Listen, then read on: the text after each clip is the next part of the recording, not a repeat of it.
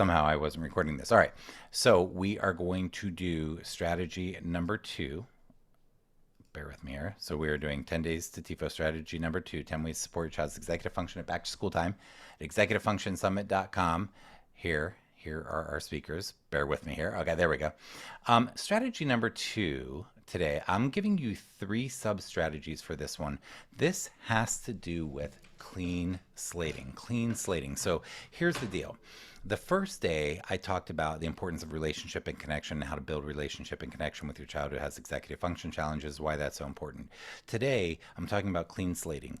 If I had a magic wand and I could really help any family and any student any way I wanted to, one of the first things I would ever do is clean slating. Now, this is very logistical, strategic, helping with executive function stuff.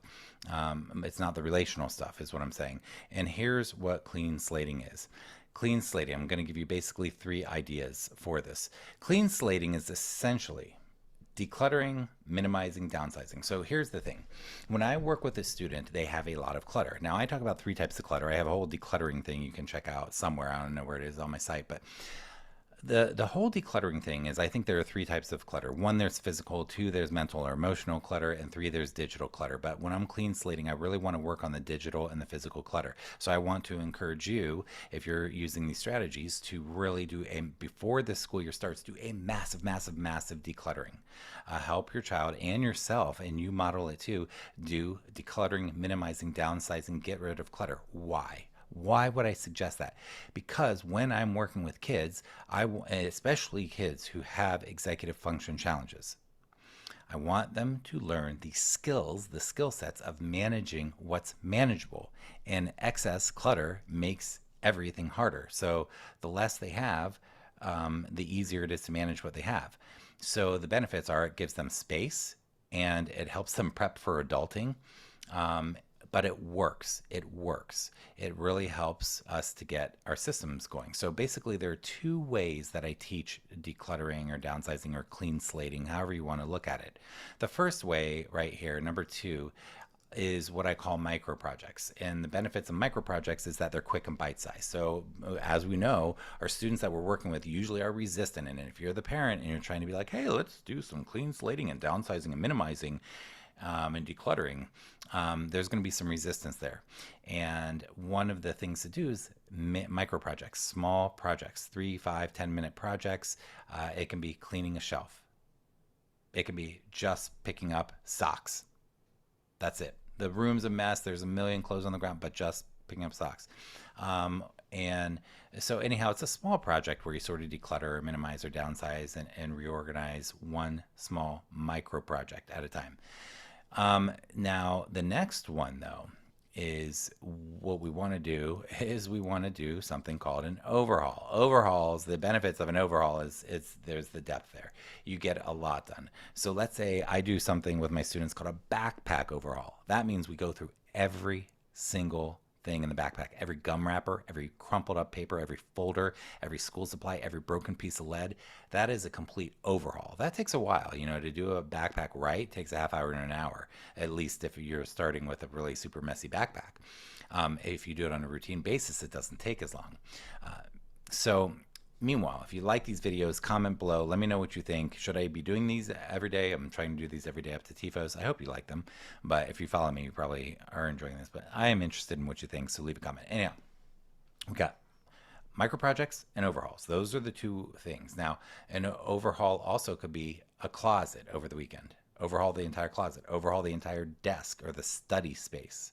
An overhaul is a big project. A micro project is a small project. The objective is to declutter, reorganize.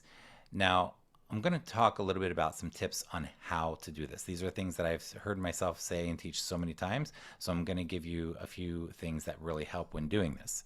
So first of all is to make it routine. So if you are doing a micro project a week or a micro project a day or a micro project every weekend on Saturdays and Sundays or every Wednesday, getting it routine is good. And as far as the overhauls, if you're doing an overhaul once a week, once a month, spring cleaning is an overhaul, people. That's a great example of a way that we do overhauls. So the point is Tip number one, make it routine. Number two, make lists and do the lists in areas and categories. What does that mean? So make a list of all, with your child, of all the micro projects and all the overhauls that you could possibly do. Everything you can think of. The way that I make the list with kids is two ways. One is an area and two is a category. An area would be like under the bed is an area. A category would be like t-shirts, books, toys, electronics. So when you go by an area, you're going to do a micro project or an overhaul. It depends what the area is. If it's a very small area, it's a micro project. If it's a giant area, it's an overhaul. And you do an area. Or you can do a category, which would be, your sporting equipment, your, whatever the category is. Papers, So make a list of your different micro projects and overhauls and the different areas and categories in each. Next, I want to recommend that you schedule them, get them in the calendar for months and months and months to come, because you want this to be routine. So get it on the schedule so that they become real. And finally, the most important of all is the ownership and the buy-in.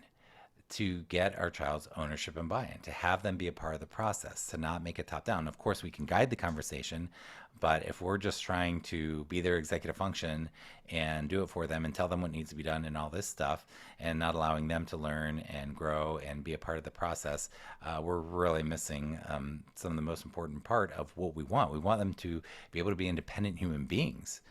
We don't want to overparent. We don't want to enable. We don't want to learn helplessness. We don't want to do too much. And we also don't want to do too little. But the point is ownership and buy-in, ownership and buy-in, ownership and buy-in.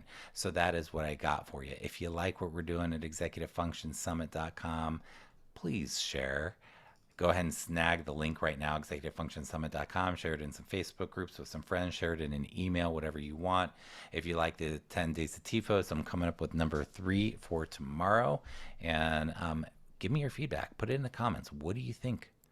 What are some of your opinions about downsizing, decluttering, minimizing, reorganizing, overhauls, micro projects, areas, categories? Let me know in the comments. Have a fantastic day. I want to wish you joy, peace in your heart, and most of all, connection with people you care about and with your kiddo. Take care.